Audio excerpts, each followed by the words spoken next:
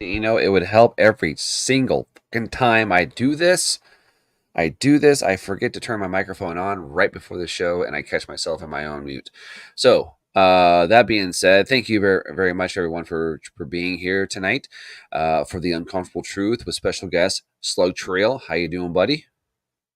Oh, sorry, I muted you. There you go. Sorry, I muted him too. Hey, There you go. Hey, can you how hear you me? doing, Slug Trail? Yeah, I can hear you now. How you doing, buddy? I'm hanging in there, man. How's everybody doing? Oh, I think everybody's doing okay so far. I think they really want to know what we have to say because there's a total of 5 people in here right now. I tell you Oh what. wow, Yeah, the well, big I'm the pilled. I'm the pilled. big I'm stadium, broadcasting. huh?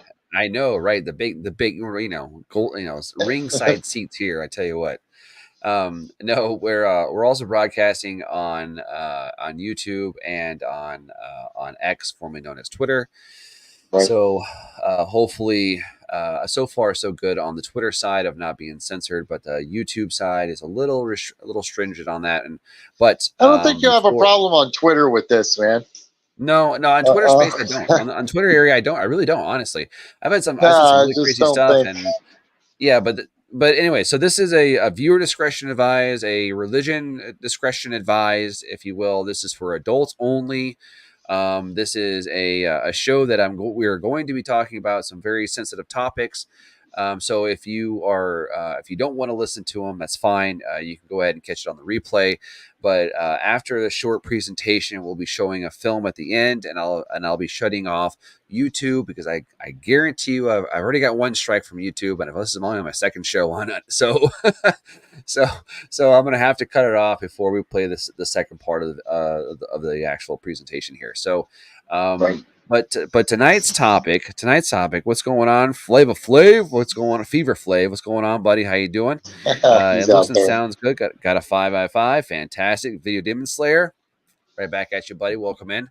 So the uncomfortable truth number 7. I think we're number 7 so far. I believe so. We are going to be talking about is the Bible story of Jesus an original, or Right. was it an amalgamation of different stories codified by the Council of Nicaea? So that's Right. kind of where we're going with this a little bit. And then, like I said, the video toward the end there will have a different idea. All right, I'm not Yeah. telling anybody that this is exactly what is the truth is. Slug Trail and I are very similar in our researching techniques. We don't put any emotion into it. We just look for the facts where they lead us, and whatever conclusion the facts show us is what is most likely what the truth is. So We adults, very try I to know, do that. I can't say I do that with everything, but that's the idea.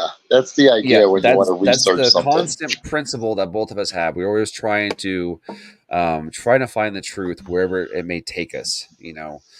Which is for some and for me, and I'm pretty sure for Slug Trail, it can be um, a very Yeah. taxing event because It takes a we have while. it does because we have these set of beliefs that have been ingrained into us for since we were a kid, and ever since people have been going to quote unquote church. And I think we need to look at these things because there's been a lot of people from the Middle East who have been targeted for various reasons, not just like boom Well, booms or pew pew targets, but like philosophically, religiously. all the I'm religions try to get you when you're young. You know what I'm saying? They all try to they get do. you when you're kids. My mom not only pushed me into Christianity, but once they're there, they want you to get saved. They want you to get baptized as soon as possible, which I have no problem with that at all. I have no Right. problem being saved and make a dedication to God. You know what I'm saying? And getting Hmm. baptized. Have no problem. Been baptized 4 times myself, but it goes along I the guess same it lines didn't as take the first three. there was no, it's just my mom didn't know which religion she wanted to. She hopped around. I don't think Gotcha, she was a gotcha, true believer. She believed in the institutional religion, but not really the spiritual aspect of it. I don't think, and that's gotcha, where a lot of gotcha. people I think make the mistake. I think Well, you, yeah, I you mean, have yeah. Because Go ahead. I'm other sorry. than Go that, ahead. you're just like that one world leader said, give me the mind of a child and I'll give you a communist for the rest of his life, or I'll give you this for the rest of his life. I think religion is no different. Once you start thinking a Yeah. certain way, year after year, it gets set into a belief system, you We know? get into a rut of thinking, and this is I don't I want I'm tired of being in ruts, tired of being in Yeah. ruts of thoughts because all of Well, you us got to ask yourself is where do the stories come from and is it mhm, based in any truth? And exactly. And we can that's, you can take the same philosophy and go anywhere you want is Loch Ness or Bigfoot or any other yeah, thing out there is what are we've been told for a long time, is it indeed the truth, or is yeah, there just a splashing of truth with, I don't know, perhaps other stories that were other pieces of things were taken here and taken there, and then yeah. put it into a blender, and then all of a sudden it pops out a loaf of bread. So I don't know. Mankind shouldn't be creating principles. We should be discovering No, them. that's what I've and and discovering is a funny word to use, because all the research that I've done, and I'm pretty sure most of the research you've done too, is that what we have been told in the past that X, Y, and Z is going to happen has turned out to be false or has been riddled with lies. Well, everything else is lies. Why wouldn't you look into the most something you would hold the most dearest to your heart? Most people claim. You know what I'm saying? Most Yeah, people's religions, they'll literally die for them. And I myself, I'd rather die with the Christians and live with the Satanists. So I guess I'm no different. I got that nice Christian upbringing, so I know yeah, what's coming this way. And like I said, I'd rather die with the Christians, even though I'm not really technically Christian by their definition. right. Yeah, I'm not either. I guess you would classify me as a bad Christian because some Christians believe, and this is true because I've talked to them, Yeah, they believe that if I question, then it's heretic for me to it's question. blasphemy. Yeah, and Yes, I'm like, well, why? I'm just asking and questions, and heresy. nobody Yes. seems to have any answers, and all of a sudden you're going to put me on a pile of sticks and light me on fire. And it's like, come on, come on. Well, you We need to just ask these described the questions. Crusades. You just described Yeah, the Crusades, man. pretty much. We Now, have wild lands and the and Brazils and think dark. after two generations, let's think if it was oppressive for a generation or two, that third generation is going to be raised and hardly anybody's going to be questioning anything. And it's set in 3 generations, boom, and it can Yep, get like blue and precisely. stuck. Yeah, So, absolutely. I'm in agreement with that 100%, because it's so true. You can see it, and then usually the fourth generation rejects everything prior to that, and then it starts all over again. So it's like a fourth or fifth generational cycle that we keep seeing over and over and over and over again. yeah, Um, but anyway, so I want to go ahead and share this presentation here because the movie we're going to play later is an hour and 23 minutes. So yeah. um, I want to go ahead and get this. See, where is it? Where is it? Where is it? Is this that little Where, 20-minute excerpt? this, well, what I'm showing you, this is the presentation I put together. Oh, I gotcha. So, Gotcha. but then, yeah, all those clips you sent me, it just, I think we need more context between Okay. the videos, because I was like, man, this is really good. I think that other people should be seeing this too. So we're gonna Right. play it in full later. So, anyways, All right. is the Bible story of Jesus an original? All right, now that will determine on what y'all think it is. Okay, I happen to differ, and I think Slug Trail happens to differ from the information he's found as well. But Yeah. we were going to look at it now. Does this negate God or the creator, all creator? Not at all. Not at all. We're not saying that Jesus never existed. We're just saying that the story that was presented to us from basically only the Bible, the only story we get of Jesus the Messiah, Jesus Christ, is from the Bible. Yeah. We get in the you have the Torah from the Israelites, and you have the Quran from the Muslims, and Yeah. both speak of Jesus. Now, the Muslims speak of Jesus as a prophet, and they exalt him and their religion as a prophet, not the Messiah, but he is like a Moses, an Ezekiel, a Noah, somebody of very big prominence in their society, okay, or in history, Yeah. in Middle Eastern history. Never studied Quran too much, so I got to stay silent with the Quran. I don't know too much about it. That's one book I read, but it's been 15, almost 20 years since I've read it. Right. So I mean, I've basically forgotten most of everything in there because I don't partake in those principles, and if you do, that's fine. It's not my thing. But Right. so I went through Slug Trail, and the thing is I this is not a new concept for me personally. I've been struggling with this concept since 2016, late 2015. And I've been thinking about it. Just didn't know how the education, didn't have the knowledge, didn't have the voice for it, the mindset. Really, I didn't have the maturity level to have this conversation yet. So to me, it was just on the back burner of a brain, filed away someplace, and I just kind of kept chewing at me until I started doing something about it, and now I feel comfortable giving a presentation to you guys. And so I here we read go. Age of Reason, and that's what started it for me.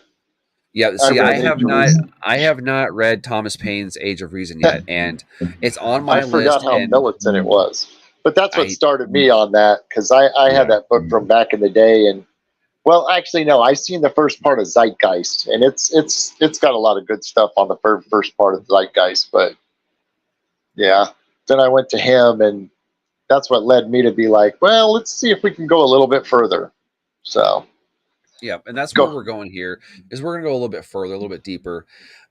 There's 30 there. I've seen books of 15, 16, and then up to 30 titles of people who've been resurrected like Christ.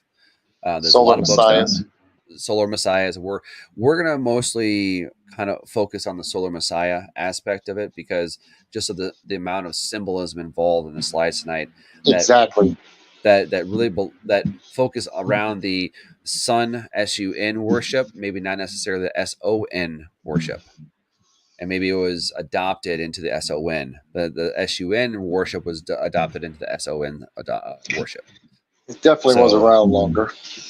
yeah, a few thousand years longer, as a matter of Yeah. fact. So, and not just one culture, multiple cultures. Yeah. So here we go. We're gonna have some fun with this. We're gonna try and go. I'm not gonna try to go too fast. I only have 56 slides. It's a short presentation. My last presentation was 140 slides. So you guys are in for a treat. Here we go. So now we have okay. So we're gonna go with one of the one of the people that were most commonly known at the time prior to Jesus' born was Serpius. Serpius, he was born on December 25th. He did miracles. He had disciples. He was crucified and then resurrected. He has a lot of these. There's going to be a major theme going on that a lot of these characters are we introducing to you. Not every single one did it say they did this and they did that. And where is my phone? And I don't know why people are calling me right now. Sorry, people are calling me right now and during my show. So Serpius, he was considered to be the son of God. As you see here in the left hand picture, you can see the rays out from the side of his head, indicating the sun rays. Okay, will be a continuous theme throughout all of these things. You have he has a staff like the staff of righteousness.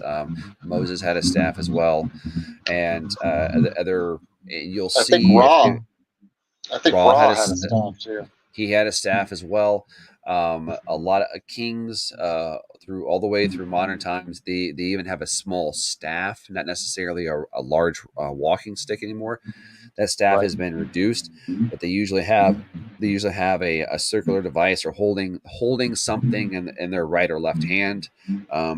Here on the left hand side, you can see that he's clearly wrapped in a snake, indicating that Cerberus has control of the death and the devil, same way as Jesus did. So this is, and I talked about this in a presentation I did over 18 months ago or so. So there is some similarities with Cerberus and Christ. Now, am I saying that everything this that he's an exact copy? No, because you're going to see as I continue with the presentation here that there are other characters who have similarities to the story of Christ. But sorry, I'm sorry. I'm going to use Jesus, not Christ, because Christ is a title of like a Messiah. So Right. I'm going to use Jesus just as a blanketing term. Everybody knows who I'm talking about when I say Jesus. Okay. Now, when this guy came around, he Cerberus was a darker colored man, as you'll see here. Here's an effigy of his head. Okay. Now the bowl Wow. on top, yeah, the bowl you see on top there, and this is made out of marble, by the way, um, is supposed to be a cup of knowledge that God continuously flows Yeah. into his brain to have celestial connections. Okay. Now, Universal knowledge. right now, and it's this is a theme about him, and then it slowly turns into a hat, which a tall hat like the popes do today. But we're not going to go into that kind of stuff. I want to keep with the symbolism of the sun and the sun worship. It's like Zeus. Kind of, yep. Moving on here, as you can see, he looks more like maybe somebody from Italy, maybe the Mediterranean area. He still has those rays, and then that Yeah. that cup on top of his head looks like a flame. That could He's be also Mithra if it's Italy. Because well, yeah. I mean, Mithra yeah. was in Well, the Mediterranean yeah, area. yeah. We'll get to him here in a second. Yeah, he's on definitely on the list. So you have another picture here of Cerberus, and you have the eagle, which symbolizes authority, sun worship, because he's there high in the sky. The eagles fly next to the sun, much like Prometheus did. So there is this associated knowledge with the sun and Cerberus. Now, is Cerberus a son of God? That's going to be up for you to determine. Okay, like I said, all the stuff here is going to be wholly up to you guys to decide what you want to believe and how you want to handle this information. But moving on, who is this? Excuse me, I got Osiris. Is that Osiris?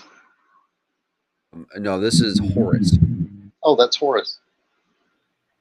Yeah, Horus had a lot of the same traits as Jesus did too. Yeah, 12 disciples, virgin birth. He was betrayed by somebody that sounds a lot like Judas.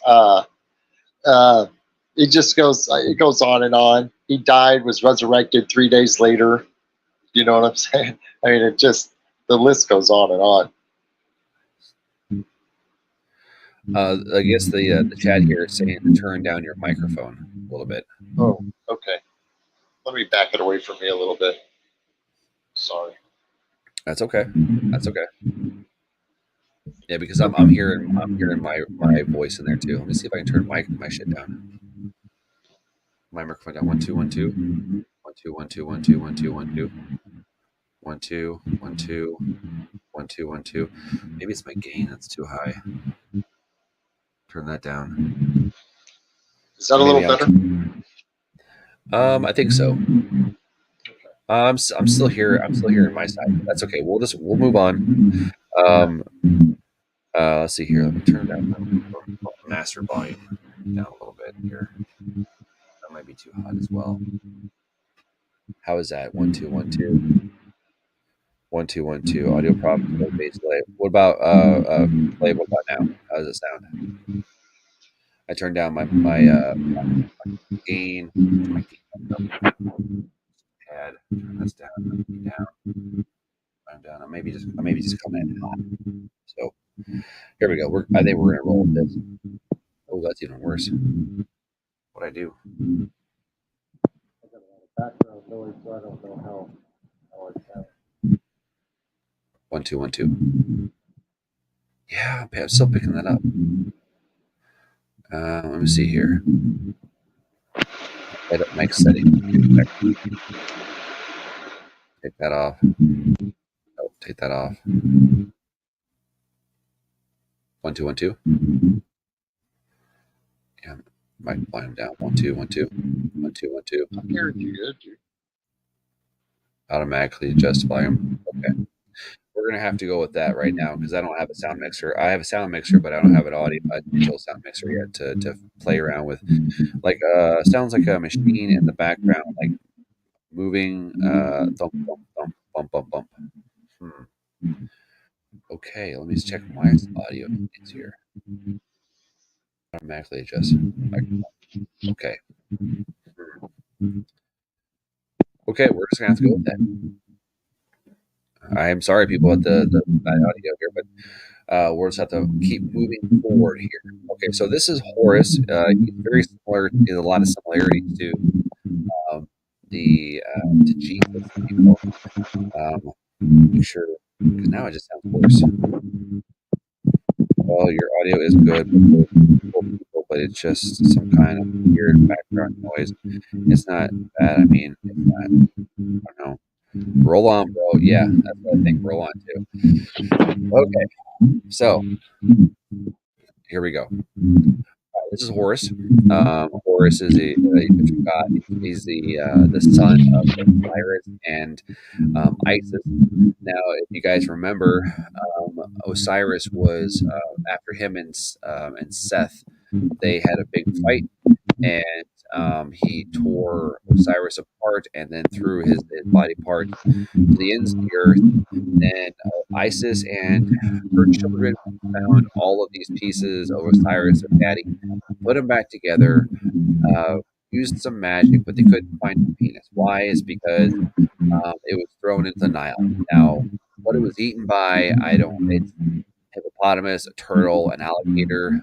You pick, because I've seen all three in print. As far as what ate his member, but what's unique about this one, because this is a connection with Jesus, is that he, when he was born, his mother was not able to actually have physical relations with Osiris, only magical or unnatural relations. So meaning, but the story also goes is that she also took some mud and fastened one so that she could actually see. So there's a discrepancy there. You have Egyptian to Greek, from Hebrew to Greek, Egyptian to Greek. There's a lot of translations now, and even if we're to believe that the actual translations are correct, then they would be that his mother Isis took some mud, made a penis out of the mud, and then conceived naturally the birth of Horus. But Horus was very unique because, again, you have the sun worship, and the fight was set. Now, after he was better after he came of age, he became matured. Him and Set, his brother, they had a fight, and Horus's left eye was damaged in it. So in mythology, you have Horus's right eye is the sun, left eye is the moon. Now, before the moon was, that was prior to his injury, but after his injury, that's how you get all the dark parts of the moon and how it looks. You can see. I can look outside and see the moon with my naked eye, see all the oceans, if you will, and then all the craters and stuff like that. I can see that. People back then could see the exact same thing. So that's how Egyptian mythology actually determines essentially that's how the moon came about, is because it's now that go right ahead. I think it's a good story. But with him, we have this, and eventually after 53 years of worship, slowly turns into Ra. Now I have over here, I have the Eye of Horus, because the Eye of Horus is the left eye. As you can see, everything's going to the left. But also you see here, you have the, and here you have the sun rays and the circle behind it indicating that this is sun. I don't know what you did there, but that's great. It sounds fantastic. I don't know, maybe you just muted your phone. But anyway, so you have the and you also have here. That's kind of hard to see. I think it's kind of hard to see, but over on the right hand side, you have Horus, and then you have another Egyptian. Weird. I just recognize that you have two Horuses here in the south, and then Isis, and then I'm not sure who this person is, and the tiger face or the lion face god. But what you have here is you have an Ankh. Ankh gives you life, vitality, and more immortality. It'll bring people back to life, according to Egyptian mythology and other writings. So you have this divine aspect of, like, Jesus rose Lazarus from the dead, right? Well, there's also a story where Horus also raised people from the dead by giving them life. As you can see here, Horus giving a pharaoh his divinity, his holiness. He's giving him immortality. He's giving him the breath of life, if you will. He's giving him something in return or lieu of his service. So there's a lot of similarities here. All right, we'll just keep moving on. Now you have on the right, the Eye of Ra, which rolls various YouTube. And on the left, you have the Eye of Ra. On the right, you have the Eye of Horus. That's the pineal gland. What's that? That's the pineal gland. If you look at the pineal gland inside the brain, that's what it looks like. Yep, it looks. If you look at it sideways. Yeah, depending on which side you're looking at the head. Yeah, absolutely. Yeah. Like this is your cord over here at the base of your skull, and this is the pineal gland, and this is the tissue around it. Yeah, I've seen that as well.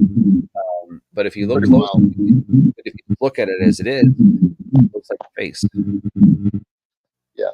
You have, I mean, it's a binocular face. It's not like a hawk. It's not monocular vision. I just always thought it was kind of weird. You have the left eye that Horus lost, so that indicates the empty eye over here. Again, sun worship. Repeated pattern here, people. Horus also, speak of him being baptized at the age of 40. There's speak of him being starting his ministry or his study, if you will, at the age of 30. Although there isn't any that I can find or any text I can find that shows what he did as a child. To mimic what Jesus did for 18 years of his lifetime. But Horus, for the most part, he was around. He may have gone to other countries. Who knows? Have massive fires that have occurred in libraries in 25 AD at the burning of Alexandria, that probably had all of this history written down in papyrus and everything else. But now it's, we're now left with just stone interpretations of the stories. But what you have here is you have Horus, you have Thoth, and they're anointing with oil. So anointing or a baptism of blessing oil is similar. And it's not the same, but it is similar. And so we'll see here. Now, Buddha second of this is the big fat belly guy everywhere. Buddha, this is him. Okay, he also had 12 disciples. He was supposedly born of his mother. He performed miracles. He raised people from the dead. He cured the sick. Was able to walk on water and transport himself across large swaths of land. And you also see him, and you see this disc behind him right here, indicating the sun. This indicates divinity high. Here's another one of Buddha. This is a very large temple, very large statue. You can see people walking there. They're very small. I have no idea how big this is. I didn't look into it, but I would guess probably 6, maybe 7 stories. I'm guessing. It's pretty tall. Because it's all right. Okay, apparently people are having a hard time hearing me. Can you mute your microphone? Me? Yeah. Let me see. Yeah. Okay, at 1 2 1 2 1 2. Yeah. Okay, that's what it was. Somehow we're getting feedback. So so you don't have to respond, Slug Trail, but when you come in, just unmute your mic and then I'll shut up if you want to add something. And that way we're not talking over each other, so we don't have that feedback. I'm not quite sure what's going on, but we're getting quite a bit of feedback. People are having a hard time hearing. So, okay, here we go. When is now? Right now? No, now is later. Well, when's later? Soon. Am I talking like Dark Helmet? Is it like Dark Helmet has his face, his visor down? Oh, that's fantastic. You guys are brutal. I love it. I love your guys' honesty. Absolutely. Oh my gosh. So one thing I never understood, and throughout this, you're going to see lots of statues, lots of effigies of certain holy people. And I know part of the answer here, but I also want to put this out to people in the chat here. What so we have statues and relief carvings of all of these deities, right, and all these holy individuals. And Slug Trail, go. This is open to you too, man. If you want to answer this, go right ahead. We have all these statues of people who are holy people in their own rights in their world or wherever the religion is and stuff like that. My question is if Jesus is such a fantastic character in the Bible, outside of idol worshiping, why don't we have more outside of paintings? Why don't we have more statues of him? Other religions do it. I have another question for you. Where is the manger? There was always this story that Mary and Joseph were traveling through the cold desert and needed a place to stay, and they stayed in the barn at some farm or some boarding house or something, but it's not on the map. It's not a Christian destination.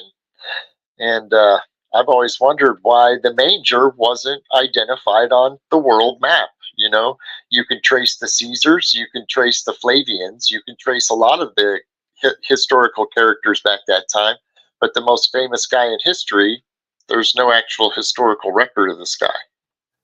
Right. And it's funny that you say that there's the historical record. Not funny, but it's because Joshua, Jesus, Serbius. There's a lot of different names that he goes by. Now, when I did my Council of Nicaea presentation a while back, I also looked at other depictions of other accounts of what Jesus looks like. Now, I've heard and I've read that he even looks like a dark-skinned man with wool of a sheep and feet as black as tar. To me, that says African. That says maybe Ethiopian, Somalian, definitely nowhere from any of the Noahide countries. None of those at all. No, not Arab. Arabs aren't that dark. Middle Easterners, Mediterranean people are not that dark until you get a little further south. That's when you start to get the really dark skin. Now, and also, the Ethiopian church is the oldest quote unquote Christian church in record. They have the longest record of keeping the Christianity, the true Christian teachings, if you will. Now, if we're not going to get into that, okay, because we're not really in going in that direction. But again, you can still see they still worship there. There's even the priests that are, or the warrior priests they're called. They after they've been selected to go and protect these churches, which have been. I should have actually put some pictures here, but if you guys have seen Ethiopian churches, they're not churches like we see them up in the air. You know, the steeples and the building and the cross like the shape of the building. No, no, no, no. These guys dug down. They dug down into the ground, and out of one piece of rock, they carved an entire temple out of it. Several temples. And you honestly, unless you're looking from a high ground, you're not, or you come up, when you walk up on it, you're not going to see it because it's so well camouflaged into the terrain around it. It's absolutely amazing how these things were done. You see the same structures over in India when there's these giant temples that seem to be cut out of one piece of stone magically. Some, great skill somehow. Um, and so these stories, there's a lot of different stories that have repetition. There's a lot of things. Now, some archaeologists well, just according to mainstream archaeology, everybody just goes ahead and discovers this at their own pace and their own time with their culture. No, I don't think so. There's too many similarities amongst cultures who are separated by thousands and thousands of miles, vast stretches of ocean, to be just to think that they all somehow came up with the same idea around the same times. To me that doesn't make any sense to me. Go ahead. And they all just happen to revolve around the zodiac. They all fit the zodiac symbols and the timeline. The because they used to go by the moon clock, which was 13 months of 28 days, and then I guess the year zero they had kind of a great reset. Yeah, all of a sudden we're going this Gregorian calendar.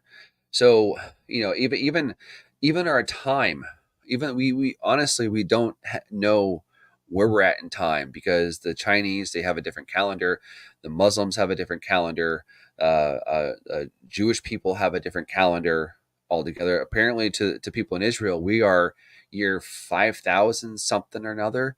I mean, ridiculous. And we're like, no, it's 2024. And they're like, no, no, no, no, no, no, no. We started our history 3,000 years before anybody else did. I'm like, okay, so where are we really? Or are we supposed to believe that that the I is a substitute for the first number, and we're really just still in the year, well, essentially 1024.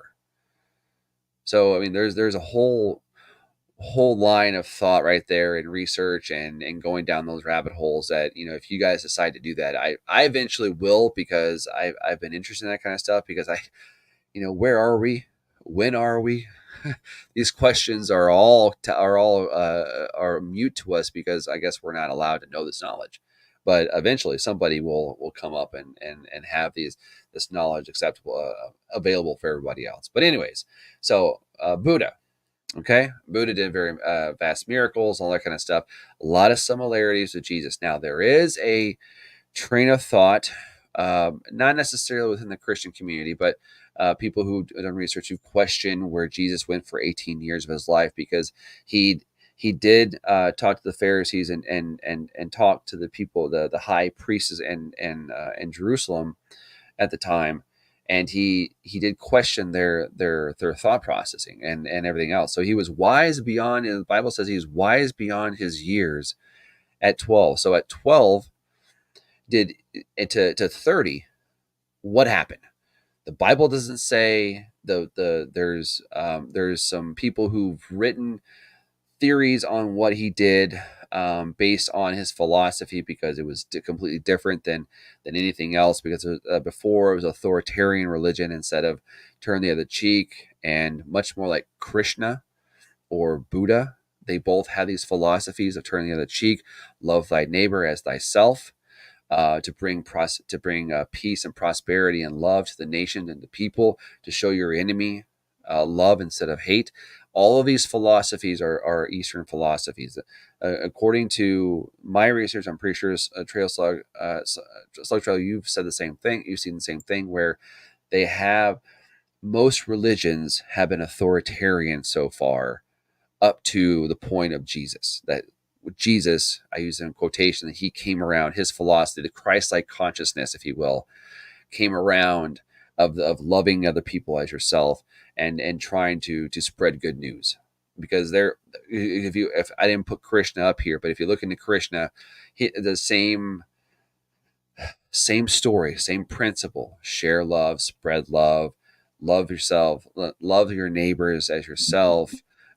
Even Krishna, there's with his birth, there's even a story of um, his parents by another god was angry, and because he was this other god was much like Herod in the Bible. He, or this king, sorry, was much like Herod in the Bible, where he found out that there was somebody who's going to overthrow him, so he decided to kill in his kingdom all the firstborn boys as well. Now, his parents, Krishna's parents, were thrown into prison at the time. They had conceived, if you will. They had set the seed. As soon as conception happened, you had Vishnu come over, take the seed of Krishna over to family friends and impregnate that wife with Krishna's seed, so that then he wasn't able to be born. The king didn't know where he was at, so he was able to survive until he was come strong enough to be in the pantheon of gods. Um, that there's a very similar stories there as well. Am I saying it's the same one? No, I'm not saying, but it's very similar. Sorry, dude. No, Sorry. go ahead. The virgin birth comes straight from the Temple of Luxor down in Egypt, also. So I don't know where that predates to, but I'm pretty sure it's the Temple of Luxor. The virgin birth is written on the walls in one of the Egyptian temples. So it's quite old. It's a story that predates Jesus by far. Yeah, that's there is a And the death and resurrection also. I'm pretty sure it's right there in the same wall, along with the virgin birth. yeah. I think you're right. I think that dates back to about 1800 to 2300 BCE. So we're still talking a couple thousand years before Christ was even born. All right, people. We're talking now with Buddha. You have Krishna, which goes back to 1200 to 900 AD, somewhere around there, or BC. Sorry. So you have these people who are with more with Krishna goes back further. Buddha. There's a lot of question of what time Buddha was actually around, particularly talking about which Buddha. But if we're talking about the first Veda, the first Buddha, that is prior to Christ, about 500 years, 600 years or so. Again, these dates are up to debate. I'm not a historiologist when it comes to Indian text, but I've seen different numbers put out. So I just want to say, the times really are not important, except that most of these stories happened far before Christ was even born. We're talking development of the Old Testament time frame. So, anyways, yeah, Okay, so before we go any further, I want to say hello to everybody in the chat here. Do a little roll call if we could. Black Mamba, how you doing? Fever Flav, awesome. I'm Groot 2024. Welcome in. Bitcoin Bob, how you doing? Welcome, welcome, welcome. And let's see, Video Demon Slayer, I see you out there. Welcome in, buddy, if you're still here. And I think that's about it for now in the chat. The rest of your lurkers, I love you guys out there lurking. 1432 BC, BCE. What's the question there? I'm not sure. What, Buddha or Krishna? The rest of you out there, thank you for being here. I do appreciate it. I love you, lurkers. You guys make up numbers still, and that's. I'll always have a special place in my heart for lurkers. I don't have the other chats up, so I can't see what's going on. I haven't figured that out yet, but I'm getting there. So, anyways, moving on. You have another picture here of Buddha. if you notice that there is a wheel, or a actually six, like almost like a compass, a six-sided compass, or a compass rose, if you will. And then you have behind him, you have this divinity of the halo, the sun worship behind him. Eventually, Buddha does reach ultimate enlightenment, and he is the movement of a very large, the third or fourth largest religion in the world. So, but you see, he has there now, a part of me, I won't now. You know what? I won't even go there. We're not even going to go there because that'll just mess up the rest of the presentation. But you see here, he is enlightened. He has a halo behind his head, a lot of Christ imaging, Jesus imaging. He has a halo behind his head, or rays coming out from behind him to give him divinity of some sort. Again, I think this is more sun worship, to be honest. And then you have all the scenes behind around him about his disciples and everything else, all the pantheon of gods above him, and he's also, I think, him or Krishna is supposed to be a messenger between him and the gods. I can't remember which one, but usually in Hindu mythology, or Buddhist mythology, you can speak directly to the gods. You don't have to use a mediator like Catholicism, where you pray to or you do confession, I guess, and you use a priest to give you, or a pope to give you that mediation between you and God. Go ahead, buddy. I'm pretty sure that circle also marks the sun's precession around the constellations of the zodiac. The for the great year or the great age, whatever they call it. It's like every age is 2,100 or so years, and the sun actually makes that circular precession. I think it goes backwards like a clock. I think it's counterclockwise through the constellations, and I think that's where you get a lot of that from Christianity too, because you got the cross with the circle around it, which also can symbolize the months of the year also, like the cross splits everything into seasons. Yep, absolutely. Even the Hopi Indians, they have their in their origin stories, they have a circle with a cross indicating each section indicating the four seasons of life, or the four seasons in a year. What Slug Trailer was talking about was the procession of the equinox, and it goes clockwise like this, and counterclockwise it goes backwards, because the clock, it does do so. The precession of the equinox happens 1 degree every 72 years. So every 72 years, the sky rotates one click, 1 degree, and then it takes almost 26,000 years for the entire thing to go all the way around to have. That's where you get the age of Aquarius, the age of the Ram, age of Pisces when Jesus was around. So that's because that's where the sun is going through the equatorial, the not equatorial, but the zodiac clock, if you will, through the sky. And there's a lot of symbolism in Hindu, Buddhist, Zoroastrian, which a lot of Christianity comes from Zoroastrian too. A lot of the sun worship comes from the zodiac clock. That's also another central theme too. Is the zodiac itself. Every civilization who's ever looked up at the sky has a zodiac, 12-month calendar that they use to separate the years. And this would be the one, two, 1, 2, 3, 4, 5, 6, 7, or 6, 1. Yeah. So, yeah, a lot of symbolism. We're not going into symbolism except for the sun worship, really. That's what we're going to be focusing on tonight. So here we go. Moving on. You have Odin. Look at Odin. Behind him, you have the sun rays, right? He is the All Father. He is the All Wisdom. He is a life bringer.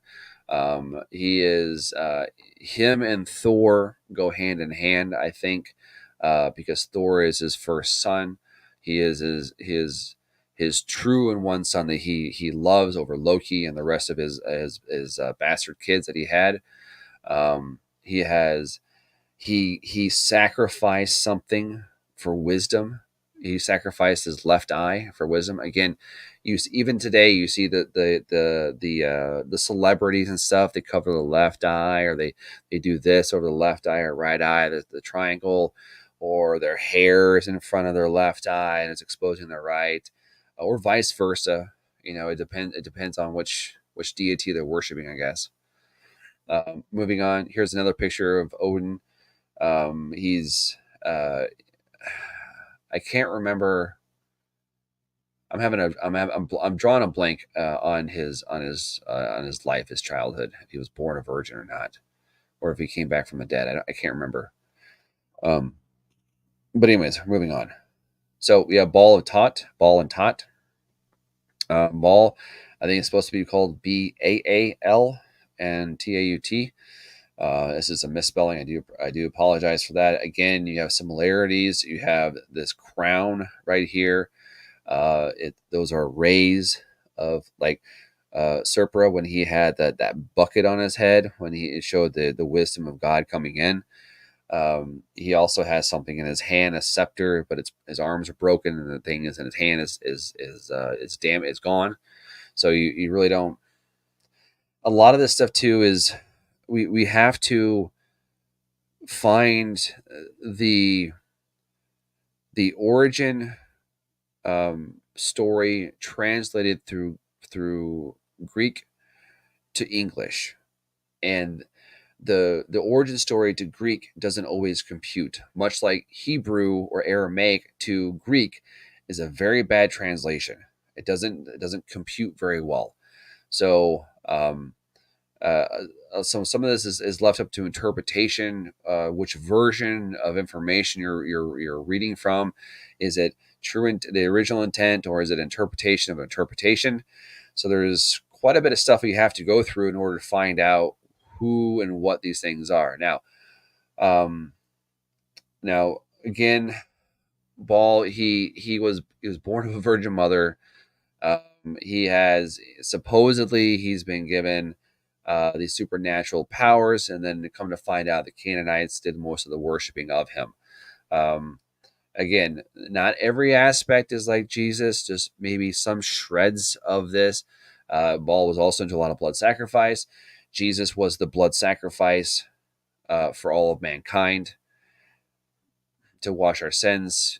So there is connections there somewhere if you look for them. Moving on, you have Indra of Tibet. Again, you have another Krishna type Buddha figure in Tibet, but again, you have the holiness, or the on high, the high knowledge, the of understanding of life itself. I guess he is a divine being because he has his halo behind him.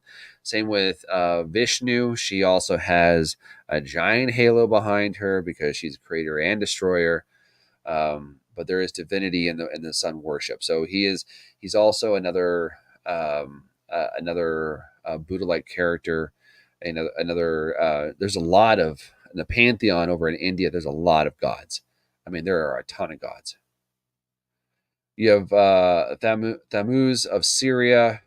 This is closer to like Gilgamesh, but born of a virgin mother, supposedly just nature. You have here the sun disk up on the top part of this, of the relief, the winged.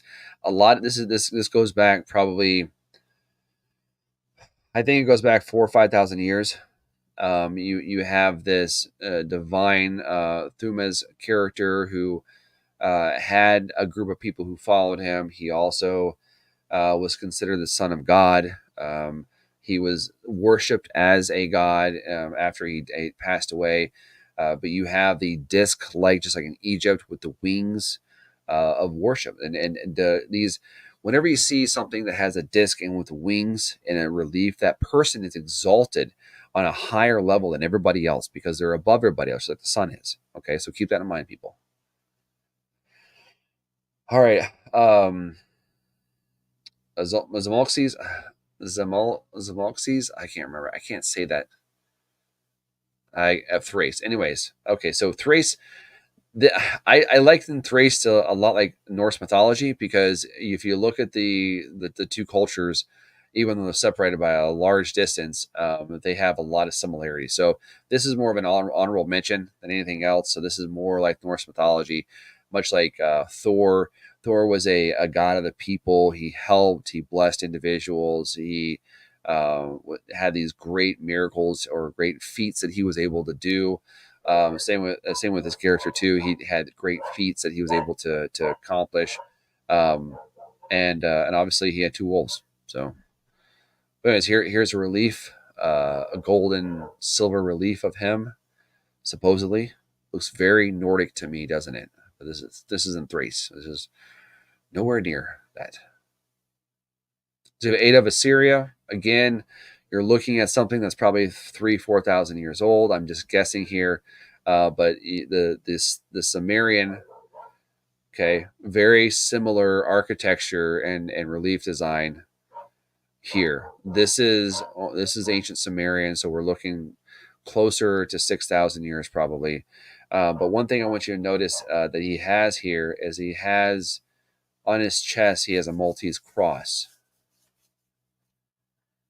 So the cross is not a Christian symbol either. The cross has been around for a very very long time. Same with the swastika. And it was used in multiple cultures for meaning different things. But here, I'm not sure what it means, but what it means in this particular relief here.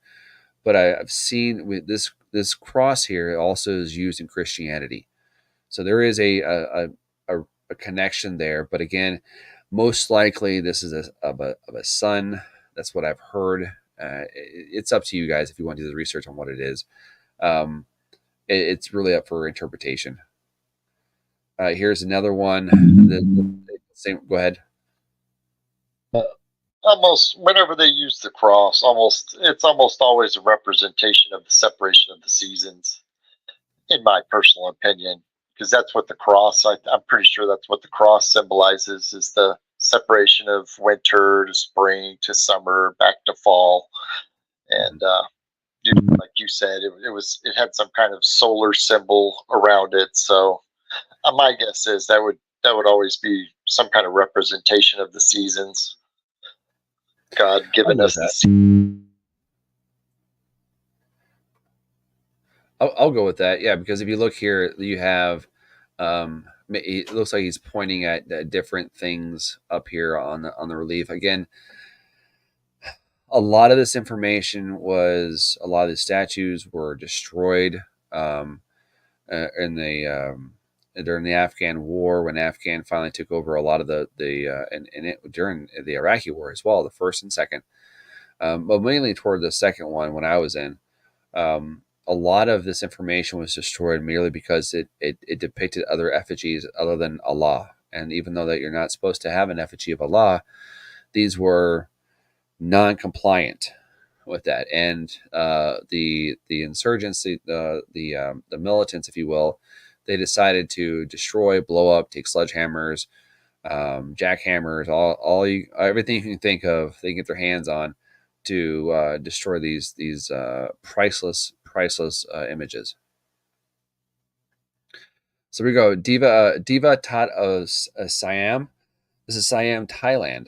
Okay, so again, very similar area, very geographically, probably inaccessible to each other, but you have another figure, Siam, who again has the fire the fire around his head. All right, the halo, if you will, um, and indicating that he is higher. There is something about him that is more special than the rest of us. More of a like he wasn't really a worshipped as like a sun god, but again like Buddha, he had that halo behind him, indicating that he is a very special individual. Here's another depiction of him or her, him, yeah, him. And you can see again, this looks like it was done in gold. Looks like there was probably some other special gems put in the pants or the skirt. I guess they were skirts though. as we would call them, skirts. But you can see again, there's a fire. This indicate these most of the thing the halos that are behind these deities is fire, indicating the sun every single time. There's nothing else that's going to convince me otherwise, because I've seen too many images. I've read too many articles about what this means behind an individual. Moses had one. Noah has a halo above it. All of the in Christianity, all of the saints have a halo of fire or a halo of light behind them, indicating that they are special, they are divine. It's just it's a circular pattern that we're consistently seeing here. Cadamus of Greece. He had a very interesting story. I'm not going to get into it. But ultimately, he had a fight with the devil or conversation. He was tempted by a great serpent. He ultimately defeated the serpent, just like Christ defeated Satan, and Satan is considered to be the great serpent. And so there's divinity there. There's a connection there. Also, you can say that maybe Saint Michael. We've seen a lot of paintings of Saint Michael stepping on the neck of the dragon, great dragon, and stabbing the great dragon with his spear, the spear of truth. So, and I don't know. I'm this one was an iffy one for me to begin with, but again, there are similarities in the Jesus story of the Bible to what not everything. Okay, people, I'm saying tidbits we're taking from all of these characters that I've depicted. So all right, so the Middle East, all right, where we're talking about that area was the end part of the Silk Road from the Far East, from India, Thailand, from China. You know, that's where a lot of these stories came over. Now, again, I keep asking, what did Jesus do for 18 years? Maybe he went to India. Maybe he went to China. Maybe he found these philosophies and he just adapted them to himself. And then when he went back home, he's like, "You guys are completely ass backwards, and this is what I'm going to propose." Such a radical idea. I know. Let's see here. You served. Much thanks. Yeah, I did. I did for 9 years.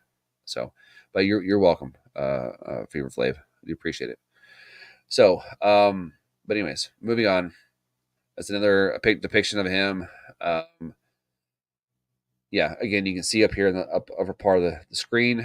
You can see again the sun.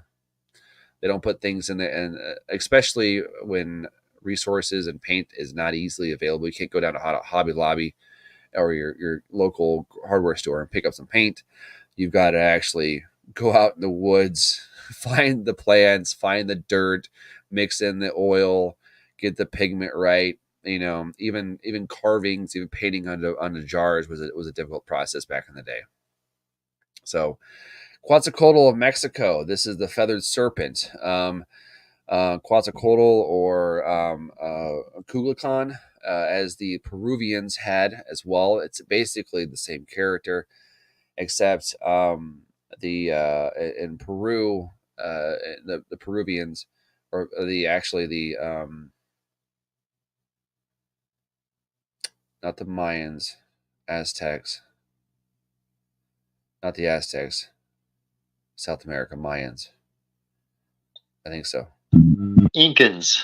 Thank you. That was it. Brain fart. Thank you very much. The Incans.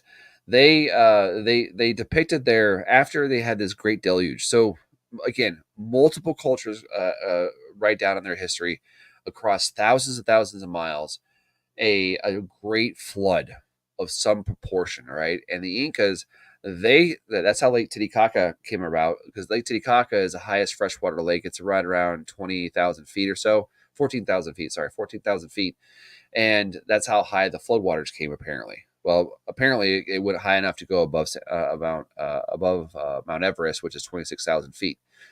But after the floodwater started receding, those survivors in the Incan Empire down in South America, their regeneration god, if you will, is a tall man, a tall white bearded man who came to them in a white robe on a raft of snakes. That's their story. So again, interpretation. Maybe the raft was, maybe it was a flying rug. Maybe it was King David or Solomon who came over on the rug. Who knows? Maybe it was Aladdin. I don't know. Again, we're talking about a mass amount of culture that was destroyed when the conquistadors came into their area in the late 1400s and early 1500s. So we're looking at interpretations of stories of interpretations. And so now we have to use our critical thinking skill. Okay, well, what did he really mean? We just, we have very few texts that actually said this is what it is, because we don't know. Most of it's been destroyed, and that's true again throughout most of history and most cultures. Most of the information has been absolutely destroyed or hidden from us from everybody else. Now, why? That you guys can have your own decision on that. But go ahead, buddy. Also, right there by the Incan Empire, there was a whole civilization there by, I think it was Teotihuacan, the Temple of the Sun. The group of people that worshipped that just disappeared one day. Poof. Yeah. I don't know if that was because of the deluge, but yeah, there was a whole right there by the Incan Empire. They just all disappeared by the Nazca lines in that neck of the woods. Yep, absolutely. That whole area, that's a whole show by itself right there. To be honest, that's a 2 hour show just trying to figure out what the how that culture survived and where they came from. Because in that empire, you have elongated skulls. Okay, now are those aliens, or are they Nephilim, or are they a hybrid of individuals? Like in the time of Moses, you had cat lying with the dogs, and had all kinds of crazy stuff going on in the time of Moses, supposedly. And where this is, they don't have these skull features are not press boarding. They don't have the proper sutures like human, like the modern day Homo sapiens skull does. Their neck, the magnus, the hole in the base of everybody's skull where it connects to your spine is shifted to accommodate for the additional elongation of the skull. So these people they're not human like you and I, but they're human like, which makes them almost like a god status to these people. And they're white skinned and red haired too. Not to mention that. But yeah, it's crazy. So, anyways, let's move on. This is at Chichen Itza. This is Quetzalcoatl. This is the feathered serpent. This is the Mayan Aztecs god, essentially. And there's a lot of sun worship here as well. They on Chichen Itza, there is the staircase, which I think is just the top of the temple. To be honest, I think the temple is much bigger than what we're seeing on the ground surface. But when on the spring and the fall equinox, when the sun rises, it'll cast a shadow on the temple to where it will show jagged marks like a snake on the staircase, and the shadows will move down as if their god is coming down, ascending to them to visit. And then in the fall, where this when the sun goes down, you have on the other side of the staircase, you have the shadow moving upward as if their sun god, is moving away from them, also their creator god. So it's a very unique pattern on the temple that these people have, and I have a whole slew of I have done shows on this kind of stuff. Moving on, Fusi of China. He is supposed to be again a Christ-like figure, a person of the people, poor, perform miracles, turn water into wine. Supposedly, he was able to resurrect dead animals and dead beings. So there is as far in China, which is a long ways away from Middle East. You have again the story of very similar to Jesus. Here in China, here is a giant face that the government is actually carving into a mountainside for people to go see to worship him. This is how revered he is in the Chinese mythology and other creation. You can see here this is wintertime because there's snow on the trees back here above him. But I thought this was just somebody's art job. You know, like they did the AI art into a side of a mountain. No, this is a real thing. There's real scaffolding around here and everything else.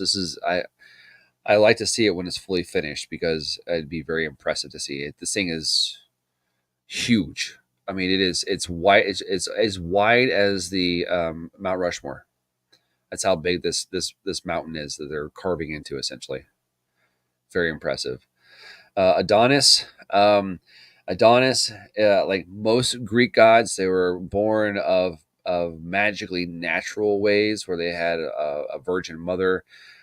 He was killed, but then he was brought back to life, much like Jesus, and that's about where those two end right there. Moving on, we have Prometheus. Um, oh, sorry. This also he's also associated with like this sun worship as well. Again, sun worship here. Sun, sun, sun. We have Prometheus. What was his crime? He brought fire to the people.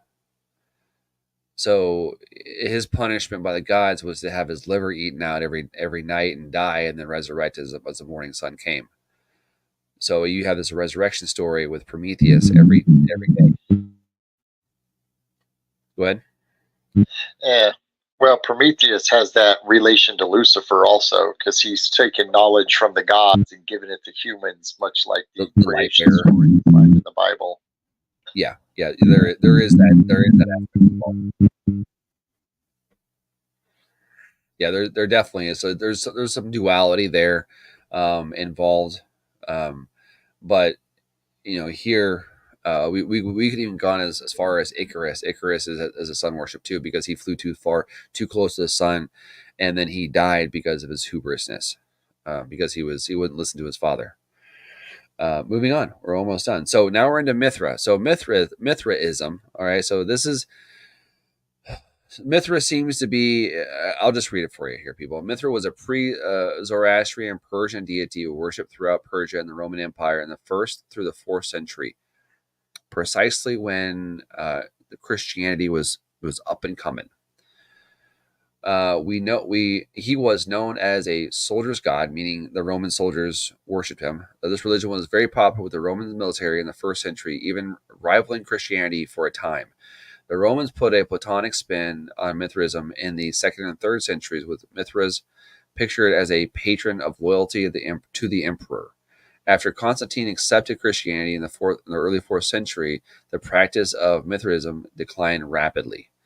So, we'll get into that part, Constantine and the Council of Nicaea here in a little bit, but it's a good segue into it. Here you have a coin with Mithra's image minted on it. Again, the sun rays. Okay, sun worship, meaning he's high on high. Here he's sacrificing a bull, which is kind of weird because in this picture here, you see other images of a zodiac.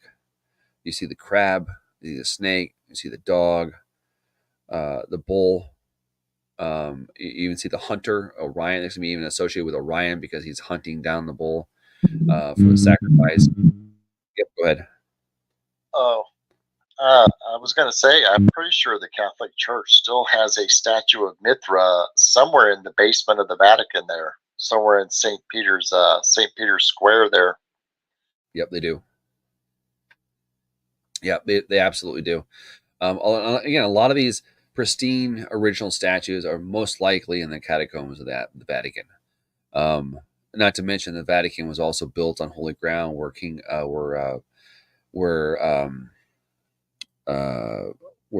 Paul's head, where he was beheaded. Apparently, that's where the Vatican stands at this moment. Now, also, Mithraism, when as far north as studied. Now, this can be related. It can be connected to the Gaelics, the Goths, A lot of the English Isle worship of sun, even the Druids, you can pull the Druids into this as well.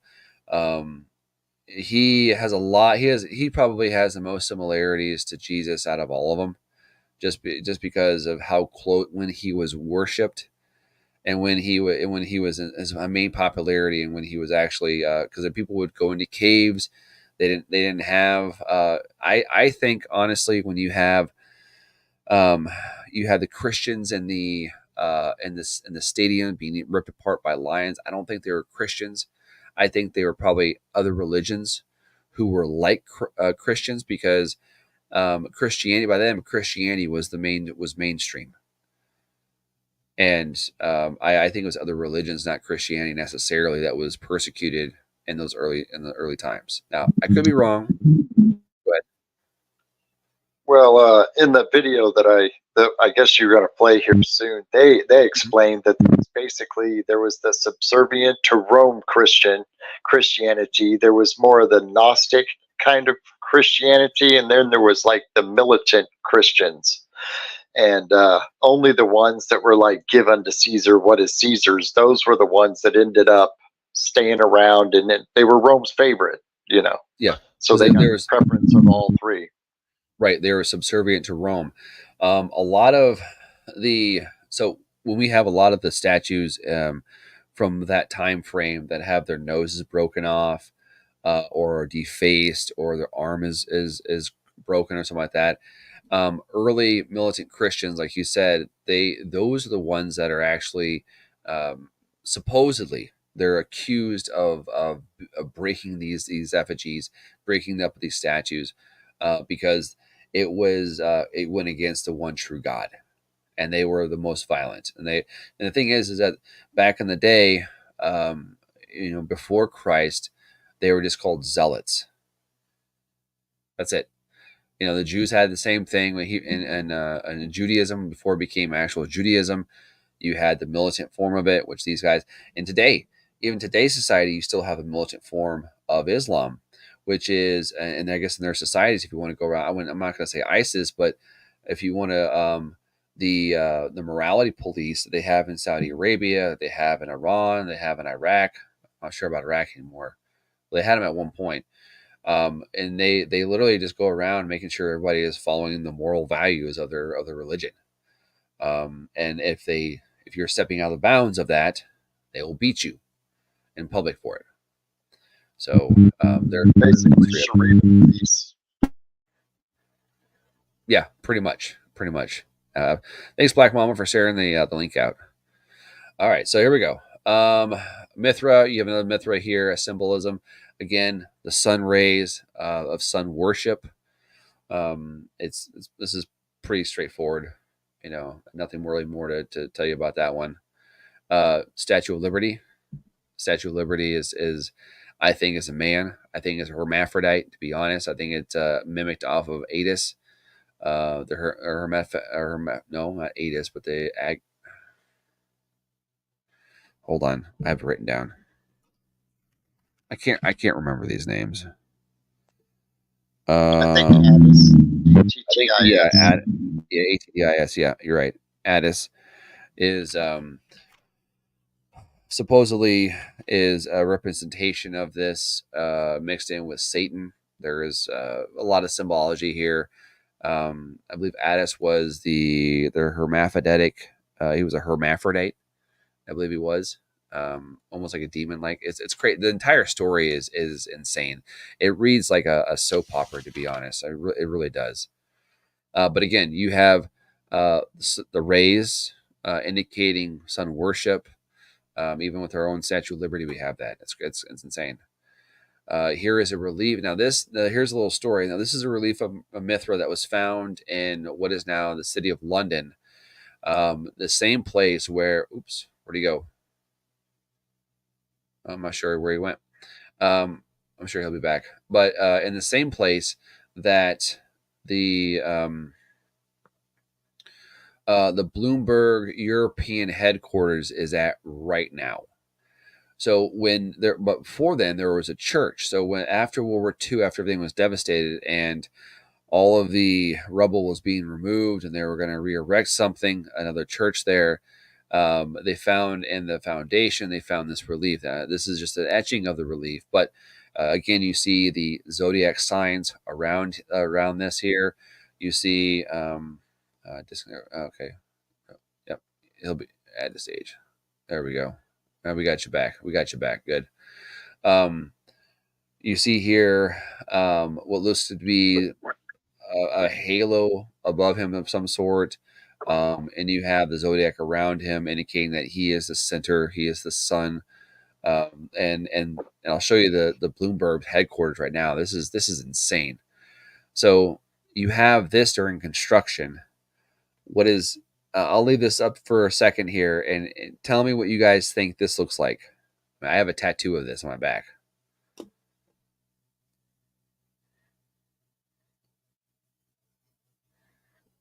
The Triarch, Father, Son, the Holy Ghost. It's a Celtic knot, is what if you look at it properly. It's upside down, but I mean if you invert it, flip it, the Father, Son, the Holy Ghost. That's what it's crazy. I know, but there's these people, they put in so much symbolism into their buildings, and it's insane. So here's the outside. You have, I mean, this is an insane building. This is not even finished at this point, but they're still building it. Now, this is where they found that relief of Mithra right on top. This is where they built their headquarters. This is the inside. This is one of the rooms inside the building. I tell you, that looks crazy, right? Water's above as below. Is that what I'm seeing? I mean, I'm seeing amazing woodwork first of all, but then I'm seeing this liquid metal mirror of some sort on the ceiling. Is it a portal? Fuck, I don't know, man. I really don't know. So let's keep going here. This is outside. This is in the courtroom, the courtyard of the building there. It looks. Their roots. Again, very bizarre, very weird building. And this is the pool of water in these roots. So I'm not sure if this is the waters below, like in the roots of a tree. I don't know. Anyways, here's the inside of one of the office buildings. There, you can see the people here. Of course, this is computer generated. You can tell this is a concept idea of what it's going to finish like, and this is what it really looks like inside too. Maybe not all the office the cubicles, but you still have all the rest of the structures above it. You have the walkways and whatnot. So here's Addis. Addis is interesting. Again, you look here at the crown. You have, much like the Statue of Liberty of Mithra, you still have this sun worship, meaning they're above everybody else. Not to mention that his left arm is on the top of, sitting on the head of somebody. I don't know who the head is. I didn't get that far into looking, but it's kind of creepy nonetheless. It kind of reminded me, when I was looking at this, it kind of reminded me of Dagoth from Conan the Destroyer, the movie. Now, you can kind of see a crown on the head here, sun worship of some sort. This is just a caveat. All right, this isn't exactly what I'm saying it is, but this is how my mind works. It scrolled off into a subject here. But they're lounged in the same type of position, right? They're both. Addis is actually a hermaphrodite. He's got the breasts of a woman and a penis and testicles of a man. Now, when this is really there is an entire, like, I'm not sure if I want to go into it because it would take me another 10 minutes to get into it. We still have another hour and a half video to watch. So I'm just going to go ahead and keep going. Look into his story because he's so vicious and so powerful. The other gods, in short, the other gods are scared of him, so they get him drunk, and he passes out. And so, in order to tame him, I guess, his they tie a string around his testicles and penis, and then to his foot. So when he stood up, he castrated himself, like whole 9 yards, and so he just became a woman at that point, or something at that point. I'm not quite sure, but it's a very bizarre story. And Sybil and Zeus is involved, and backstabbing, and Sybil falls in love with him, and she's all like, "Oh my god, he doesn't love me, so I'm gonna make him go insane and then go have." It's weird. It's a really weird story. It makes it for a good fantasy story. Is what it makes. So here's a Dagoth. But here's one thing I wanted to laugh a little bit. Here's Arnold Schwarzenegger. You have Kareem Abdul-Jabbar over here on the left hand side, and on the right you have Andre the Giant. And both of these guys, Kareem was 7'2", 7'3", I think, and then Andre was 7'1" or 7'2", I can't remember.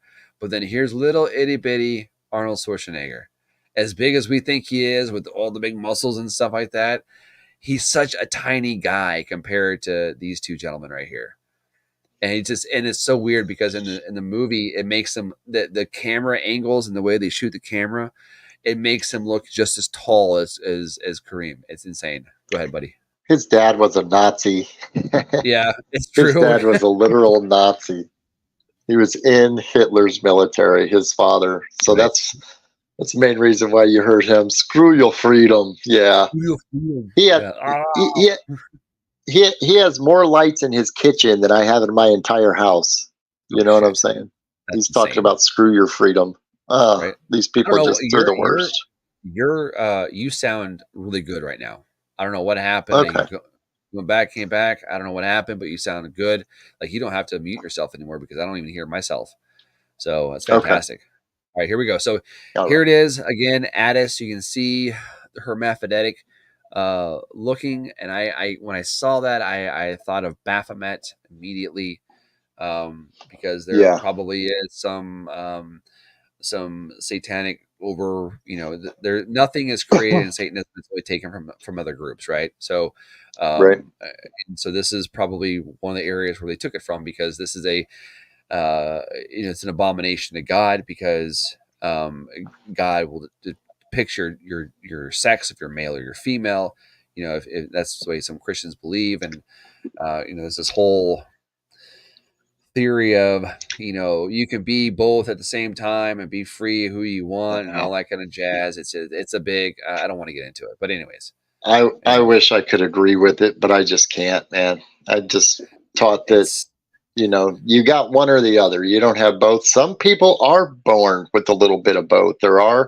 There's a name for it where people are born with like a penis and they actually their insides start creating an ovaries and stuff like that. And those are the true transgenders, not your mind can't determine what your genes are going to do. That was already decided before you even, you know what I'm saying? And that's just Probably before your parents even met. You know what I'm saying? yeah. But Who knows how? I mean, even today, science still doesn't understand how male or female are created during the early parts of when the sperm and fertilizes the egg. the It's father just decides it. They know I the don't. father decides the sex. Right, but they don't know like how he decides. Like, is it a mindset? Right. Like, is it a pep talk? Like, all right, boys, we're gonna have a Right. boy, or it's like, no, my wife wants a girl, so we're gonna have a girl. What is Well, it? they say we got a bunch of junk DNA in our system. I don't believe there's any junk DNA. It's I don't. just DNA. They don't want to tell us what it does, or they don't know what it does. Right. Yeah, I think there's a lot of potential there. That just we again, there's a lot of stuff we don't know. But anyway, so Addis also was called the Morning Star, the Rising Sun. He has a lot of attributes as far as being killed and being resurrected 3 days later by Zeus or God, if you will. So there's stories of that too. But this is a weird story because it involves an actual hermaphrodite, in which medically there are I've known one, I knew one back in high school, looked like a dude. I couldn't tell, but I mean, it was a very, very muscular woman that I saw, and Hmm. she was a senior in high school. So, um, but the thing is that that's a medical biological thing where things don't separate properly and go where Yeah. they're supposed to go, and that that's not somebody going, well, I feel like I'm a woman, so I'm going to go ahead and cut my dick off. Yeah. That's Yeah. nothing like that at all. Something a completely different story. All right, so this right here, I've seen this symbol around several places, even on this platform right now. This is the symbol of Attis. This is not the symbol of Jesus. This was adopted by Christians to symbolize Christianity at one time. I Yeah. believe I think more specifically Catholicism uses that. yes, yep. I think even Orthodox Christianity uses it too sometimes. Really? I think so. I remember that symbol from when I went to Catholic school. Not Catholic school, but the Catholic before I got my first communion. I Mhm. remember seeing that all the time. Yeah. I remember seeing Maybe it in had it. a. But we have a church that has a symbol right there on front. I think it's a Methodist church that has a Right. symbol on the front of the church. So, Yeah. yeah. So this is an ancient symbol that goes way back, and it's nothing special.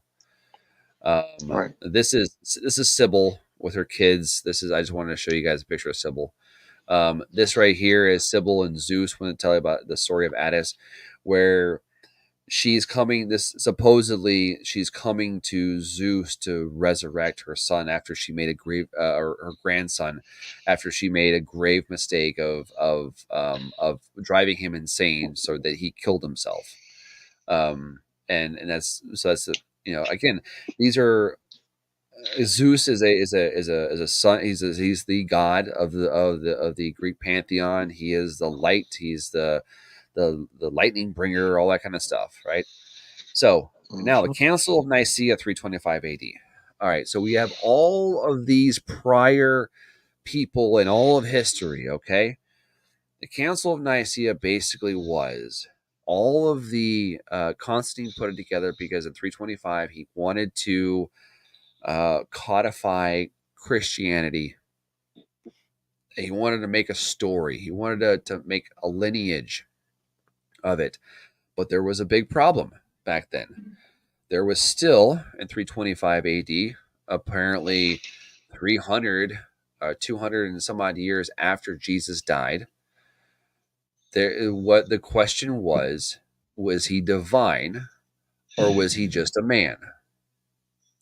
And the court was relatively split down in the middle of if he was divine or if he was an actual man.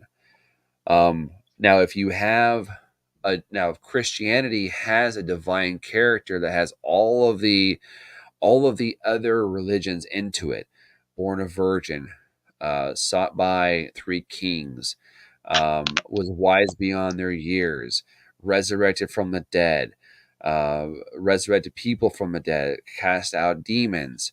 And by the way, a lot of these characters too, they also cast out demons, supposedly. Well, also Constantine was related to the Flavian dynasty, which practically Yep. established Christianity. So Yeah, and that's the video the video actually will get into that, and that's yeah. it's true. It's true, but we're getting closer to the video part here, people, because we're moving into the timeline that around this time was what we're talking about, and of the Flavians and of Constantine and of Caesar. That time frame, the first 500 years or so after Christ died, is what we're referring to, because they also Council of Nicaea didn't just meet once; they met three times total, and 325, 400, and then 600 something, 618, I think it was. But the first one was very, very important because they had to take all of these stories of Christendom, of Christ, if you will, all these Masonic stories, and a good portion, 20 to 25 of them, happened before Christ was even born by 500 to 600 years. Yeah. Right, so we have this large history and all these I, people, all the gods I've seen here. I told you they are considered to be the god or to be worshipped as the sun. So I'm we pretty have, sure Nimrod was the first. I think so. I Nimrod, can't. because I don't think you can find any pagan sun gods or the solar messiahs that predate Nimrod, that has the 12 disciples, the born on December 25th, all those kind Right. of traits that Yeah. most of That these Jesus people did. have. Yeah, exactly. And so I'm just going to break it down to you. So we have one side of the court that believe that Christ was divine, that he was the Messiah, even though that the Gospels were written 40 years, at least 40 years after his death, after Jesus died. There, and even in the New Testament, the Matthew, Mark, Luke, and John, they're just interpretations of interpretations of papers that they've and stories they've heard. So I have to ask the question, like, all we have a lot of documentations of all these other people, all these other deities, but then when it comes to the actual Messiah, there really isn't.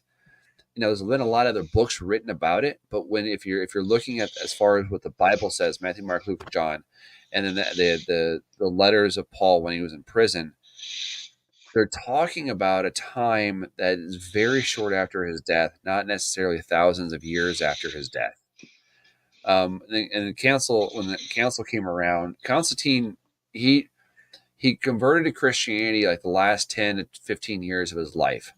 And I don't think he was a very, I don't think, again, I don't think he converted, I think more for a power move as opposed to an actual conversion to the Yeah. one God, because he's an emperor. Constantine was an emperor. The emperor was already a godlike status. So why would he want to make anybody above him? Because these people were neurotic, they were narcissists, they were crazy, they were inbred. They had a lot of Yeah. neurological diseases and issues, and not to mention they were killed left and right. So there's a lot of things, and so I think at the time Constantine Most of realized them that. were from the most of them were from the bloodlines that were in the Royal Roman Imperial cult, to the earliest version of like the Masons or whatever you want to Mhm. call them, because most of these people they're basically secret society that basically met up here. That was Mhm. basically, you had the elites basically. Yeah, yeah, and you can see that even in the picture here, all these Pope-like hats, all these fish, Yeah. like all these fish mouth like hats. There's a Yeah, whole. that's to emulate the elongated skulls, because that's why the Pope wears it. That's why the King wears it, and the Queen wears it. It's all those creatures that were here long ago and still might be here today. True, very true. I mean, Hey, exactly, just because we see normal looking people's skulls in all these paintings doesn't mean that perhaps some of the flame like looking stuff was just a representation of their elongated skulls. I mean, yeah, I've done a Nazca elongated. I did actually called it elongated skulls, and I did a whole thing yeah, about it too. So yeah, I mean, it's there those whatever was living with flesh around those elongated skulls was not from this realm, this area right, of, if you believe in yeah, the flat Earth or globe Earth or galaxy, whatever it is, they were not Homo sapien sapien like you and I and most of the people here in the chat, or of all the people in the chat. I don't know. Maybe people in the chat have elongated skulls. If you do, I'd like to talk to you. right, But anyways, so you have one side, the Christ is divine and all the attributes that came with Christ, and then you had on the other side of the council, you had led by a black midget from Africa named Arian. Weird, right? No joke, no joke. Arian believed that that Jesus was a man, and that he had children, and the reason why that there's 18 years of his life missing is because he was just a carpenter like his father Joseph. So there was nothing important to, like, he said his piece. He went to the Pharisees at the time, and to the religious leaders at the time, and then he just went away. I find that difficult to believe, meaning, considering that Christianity is the second largest religion in the world, I like to think that maybe somewhere along the lines we know what happened that 18 years of his life, but most of it is just speculation, to be honest. yeah, But his philosophies, the Christ consciousness came from Krishna. You have these other characteristics that are clearly brought from other deities or other demigods or what do you want to call it from across the for across thousands of years, 1,500 years prior to that. You have all the amalgamation of all these different, especially in his area where he lived, all these different cultures as well, and not to mention the history. And who knows, maybe he went, maybe he just went to the Library of Alexandria in Egypt and just read scrolls for 18 years. That seems very logical to me as well. Right. And he just went away. He's like, Mom, Dad, I'm gonna go be a librarian for the minimum for the rest of my life. And then maybe he's like, you know what, I got a calling from God, or he maybe have an epiphany after reading the 1,000th scroll that he said, I have an idea. And his idea was then implanted. And then so you have, so, man, it I don't want to step on people's religious toes here, but it seems to me There's another answer there, but that we'll get to later. There's right, another answer that you're not touching on, but we'll get to that later. right. There seems to me that there is um that the idea of Christ was made up. I think it was merely because you have, and again, the Council of Nicaea. I encourage anybody to go and do research on it. There is such a division, left and not left and right, but one side says he's divine, the other side says he's not. Yeah. And after some time, Constantine just said, "No, Christ is divine." Yeah.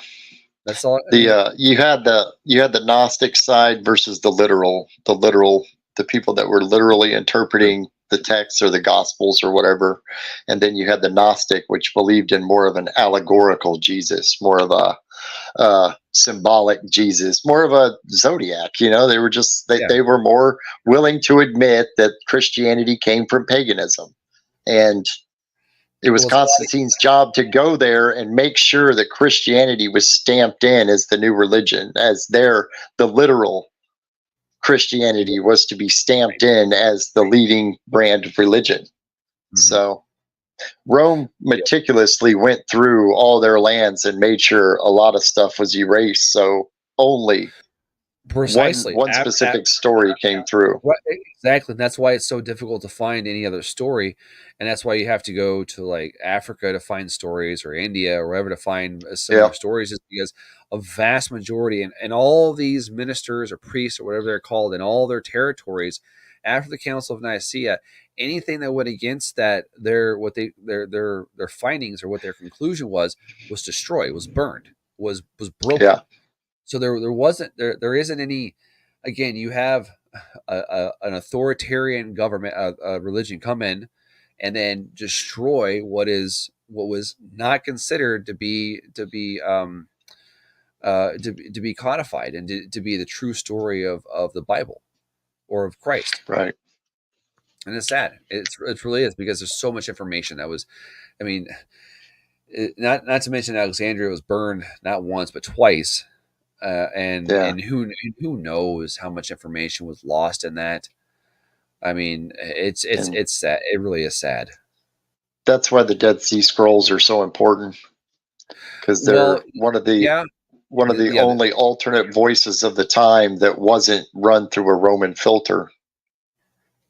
Precisely, so. or even I think at one time the eventually the church gets infiltrated by Jewish mythology, and that's why what I'm saying. So you have also the Bible, the first 5 books of the Bible, first 5 chapters, I say, as of the Bible. They're just, the Bible isn't a book; it's an amalgamation of stories. It's an amalgamation of different books. Yeah. So you more of a volume, I guess, than a volume book than anything else. But the first 5 are the same as the Torah, and so there's that rabbit hole. If you all decide you want to go down, if I do go down that rabbit hole, I'm gonna have to kick off YouTube for sure, because I know I will get banned forever from YouTube for going down that one. So I'm not going to. Right. That's not the purpose of this transaction, of this the presentation. but at one point I will, and I won't be on YouTube doing that. So That possibly could have been around the time Ignacio and the Jesuits conquered the Vatican, because I the think the so. Ignacio and the Jesuits are very Zionist-like. They're very Right. Zionistic. I think the Zionists actually, um, they they came out about the same time as the Templars, or they split off from the Templars, and then it sorry, not the Zionists, but Right. the Jesuits. They were part, because the Yeah. Jesuits now are well, not now, but when they came around, they were the militant arm of the church, of the Catholic Church at one Yeah. point. So I think, and so were the Templars. So it's Yeah. for me, it's easy to say, well, these two are both militant. Maybe after Sunday Bloody Sunday, that there was a group of them that rejected the Templars and gave their loyalty to the church again. And I think that group rose into become the Jesuits, I think. But that's just Yeah. me, one person. I have one. I have Not one. sure where they came from. I just know when Really, Ignacio, and I don't know. I think Ignacio came with like 3 to 5 other people and literally conquered the Vatican with like 5 people. They were right? like these warrior monks or something. I don't know. It's an interesting story, really. I haven't Yeah, gone too far down the rabbit hole, but it is pretty interesting how just a handful of people could go and just conquer a big organization like that. right. All these stories are all this history is very very interesting to look into. Whatever conclusions y'all come to, it's still part of our realm history and stuff that, because we only get bits and pieces of it or through heavy filters. Yeah, We rarely do we ever get anything just raw truth and raw knowledge. You know what I'm saying? I know. It's So pathetic. it's sad, and I wish more of us could have access to this. And by the way, all the information that I Well, have been presenting tonight, it's all open source. It's all on the internet. It's not behind any paywall. It's all there for everybody for free to go look for it. Okay. So you also yeah. have you have the Catholic prayer, the Nicene Creed. I have issues with this because of certain definitions, but it's on the screen here. I'll leave it on the screen for a little bit longer for y'all to read it. Um, I don't know if what, I'll just go ahead and read it. I believe in one God, the Father Almighty, maker of heaven and earth, of all things visible and invisible. I believe in one God, one Lord Jesus Christ, the only begotten Son of God. I have an issue with the word begotten because there's a lot of definitions of that. Born of the Father before all ages. God was God from God, light from light, true God from true God. Begotten, was it begotten, made and not made, consubstantial from the Father. Through him all things are made. I think this is supposed to be read in stanza, or you're supposed to like sing it, I think, in a way. For us men and for our salvation, he came down from heaven, and by the Holy Spirit was incarnate of the Virgin Mary and became man. For our sake, he Yeah. was crucified upon Pontius Pilate. Under Pontius Pilate, he suffered death and was buried, and rose again on the third day, in accordance with the Scripture. He ascends into heaven and sits at the right hand of Father. He will come again in the glory of judge and living of the dead, and his kingdom will have no end. I believe in the Holy Yeah. Spirit, Lord, giver of life, who proceeds from the Father and the Son, from who the Father and the Son is adored and glorified, who had spoken through the prophet. I believe in one holy, Catholic, and apostolic church. I confess one baptism for the forgiveness of sins, and I look forward to the resurrection of the dead and the life of the world to come. Amen. And Yeah. I have an issue with the root word of amen as well.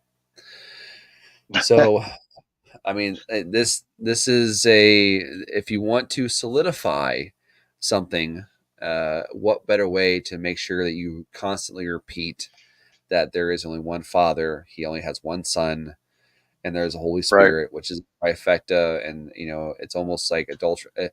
There's a whole theory I have behind that as well. But Well, the father, mother, father, son, whatever, the triangle, if there's three, that's a trait of the pagan sun gods also. right, and That's yeah, the pagan religions, the yep, mystery triangle. religions. Yep, exactly. Triangle. So the one word I wanted to want you guys to look at and do your own research on is begotten. Begotten. Look for the root word. Go look for the word in Aramaic. Go look for the word in Greek. Go look at the definitions of those words, okay? And then make your own decision. Also, incarnate is another one. And then amen. Go look at the definitions. Go look at the root words, where they came from, and then you'll find again there is sun worship again in this Catholic Nicene Creed as well. So it's not just SUN, but it is SON worship. Read it, dissect it, look into the words. You know, it's a thing, people. It's a thing. So here's another depiction of the Council of Nicaea. Again, you have these individuals with these halos behind their head, these sun rays, if you will, the sun behind it, indicating that they are above everybody else, that they are divine, they are more precious than the most of us. And what you're looking here is you're looking at Enoch, Moses, Noah, Jesus in the front, and I don't know who's in the back here. I don't know who these five guys in the back are. Doesn't really. I don't speak whatever language this is down here. I don't know what it is. I think this is Latin. Um, and so if you read Latin, that's fantastic, but I don't. But anyways, okay, here we are. Now we're at the end. 2 hours later, we're at the end of the presentation. Holy crap, that took way longer than I thought it was going to take. And I didn't even get to half the information I wanted to. That's insane. But I'm gonna close my notebooks in front of me. And okay, so this is where I'm going to cut off YouTube. All right, so YouTube people, if you're listening, even if I'm still able to broadcast on that channel, that platform, come over to pill.net, please, and to watch the rest of this video. I'm going to take a short break. I have to use the bathroom, and I need to stretch my back. It hurts a little bit. So I'm going to go ahead and cut off this, remove. So yes.